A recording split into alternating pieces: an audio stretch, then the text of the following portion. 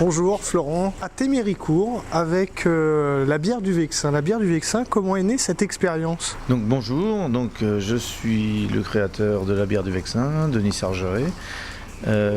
Comment est née la bière?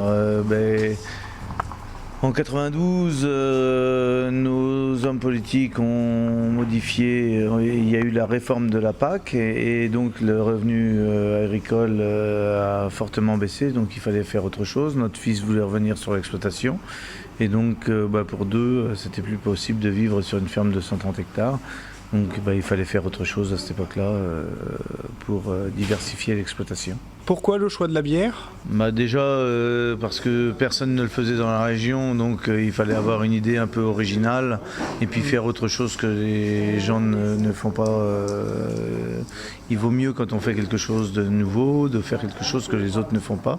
Donc j'ai lu un article dans un journal un jour sur quelqu'un qui le faisait dans le centre de la France et j'ai dit pourquoi pas nous, quoi. Et le savoir-faire, est-ce qu'il a été long à acquérir?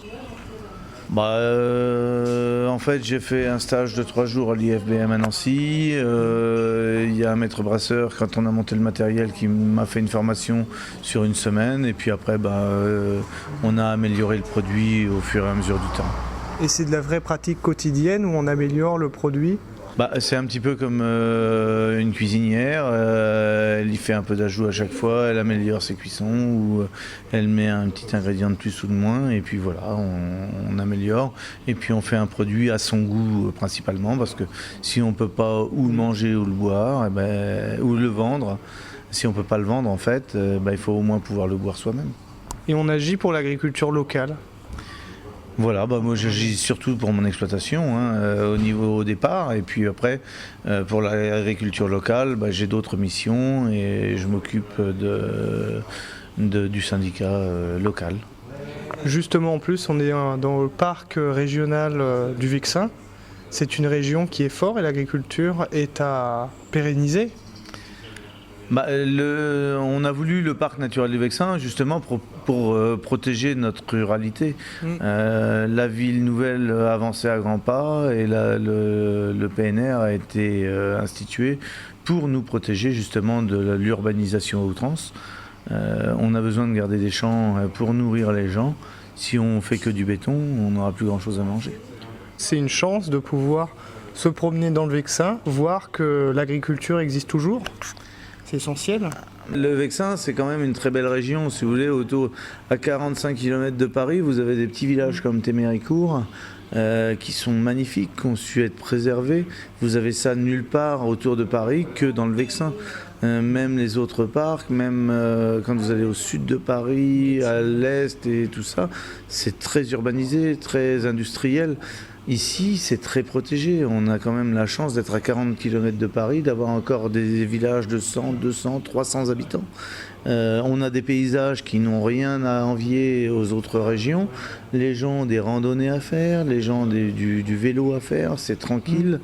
Et puis, on a la chance d'avoir une agriculture qui soit quand même très dynamique. Nous, on a fait de la bière. À Averne, Stéphane Duval a fait de l'huile. À Gouzangrais, vous avez la moutarde, les lentilles.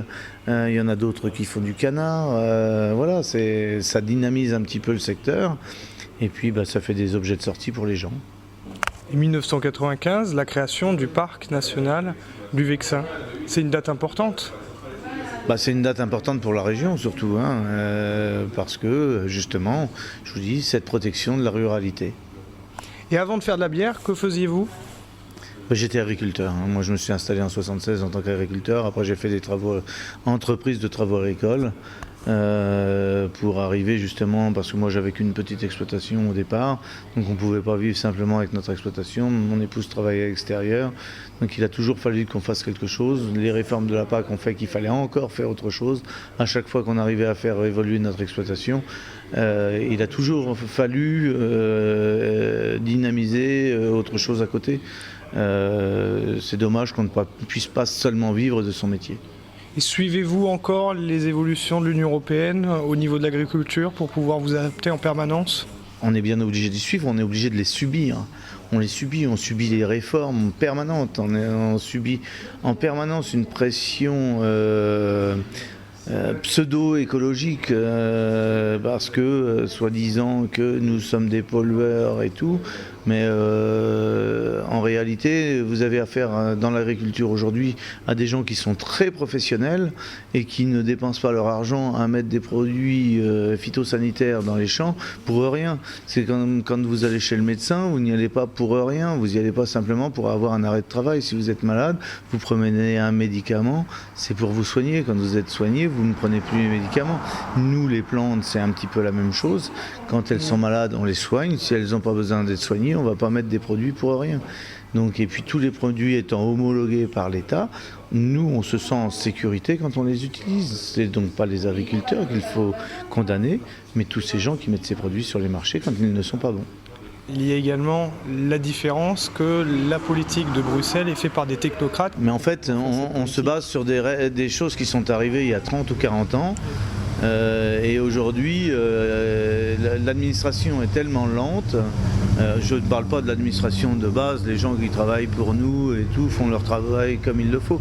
Mais tous ces grands énarques qui sont à la tête de nos différents gouvernements sont très en retard par rapport. Ils sont beaucoup trop loin du terrain pour savoir ce qui s'y passe. L'agriculture polluante, quand on voit le secteur des services ou de l'industrie, il faut relativiser la pollution pour le secteur agricole également. Non, je ne dirais pas. Tout le monde fait des efforts. Enfin, il n'y a pas à condamner plus les uns que les autres. Chacun a ses normes. C'est beaucoup plus facile de condamner une petite partie de la population comme la nôtre parce que ça se voit beaucoup, parce qu'il y a beaucoup d'espace.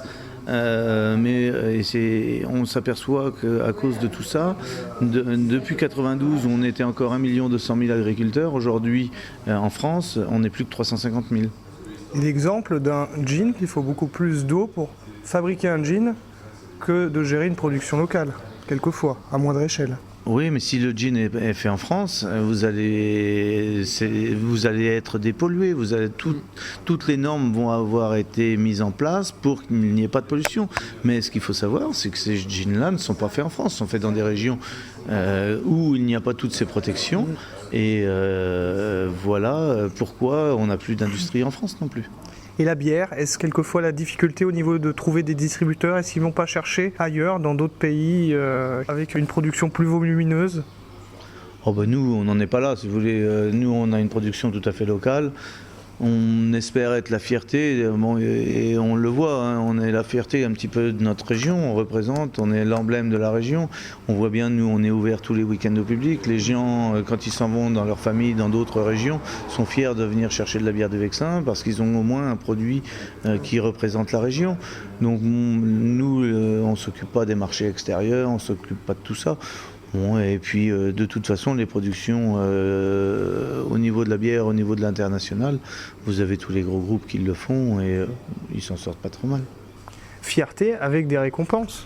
Oui, on peut voir aussi effectivement que vous avez reçu plusieurs médailles au niveau du Salon de l'Agriculture. Voilà, ça a été une récompense depuis le départ. Pratiquement tous les ans, on a une médaille.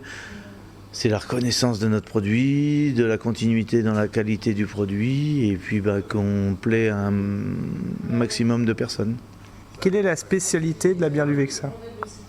C'est surtout déjà qu'on cultive notre orge, on l'a fait transformer en malt et puis tout est produit ici sur le site. Donc là, c'est nous qui brassons, c'est nous qui mettons en bouteille.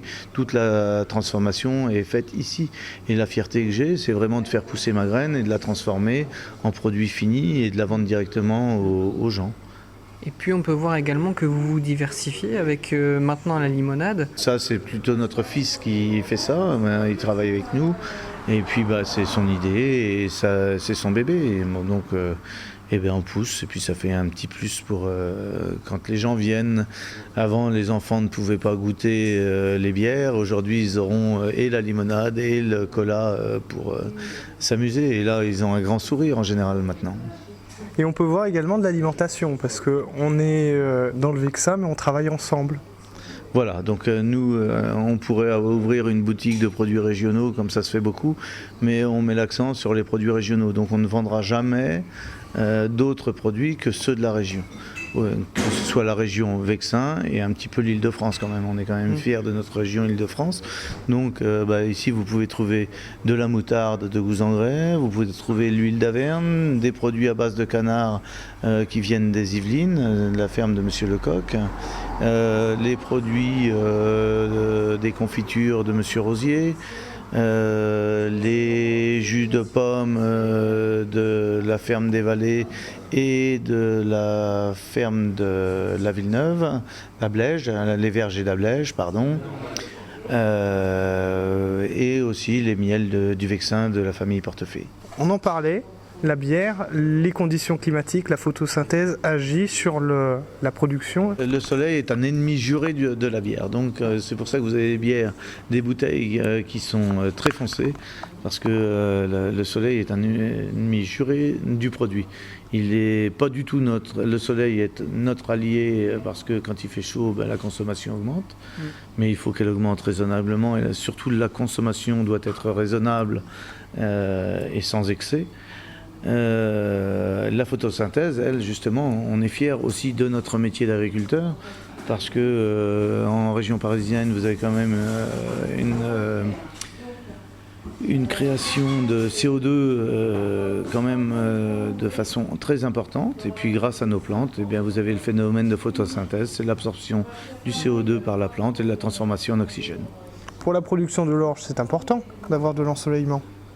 Mais c'est important pour tout le soleil de toute façon, déjà pour notre morale et aussi pour les plantes bien sûr, parce que si vous n'avez que de l'humidité, vous avez beaucoup de pourrissures, et là il faut protéger les plantes. Mais bon, aujourd'hui, c'est pas l'excès d'eau, on a un temps gris, mais on n'a pas d'excès d'eau chez nous.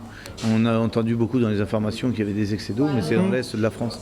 Chez nous, on n'est pas tant en excès de ça, par rapport à l'année dernière où il n'avait pas plu énormément, on a juste 30 mm d'eau de plus que l'année dernière depuis le 1er janvier. Que peut-on vous souhaiter pour la suite ? Oh, vous savez, maintenant, moi, que ça continue comme ça, et puis que ça aille de mieux en mieux, et puis que nos enfants puissent continuer derrière. Merci beaucoup pour cette interview. Merci à vous.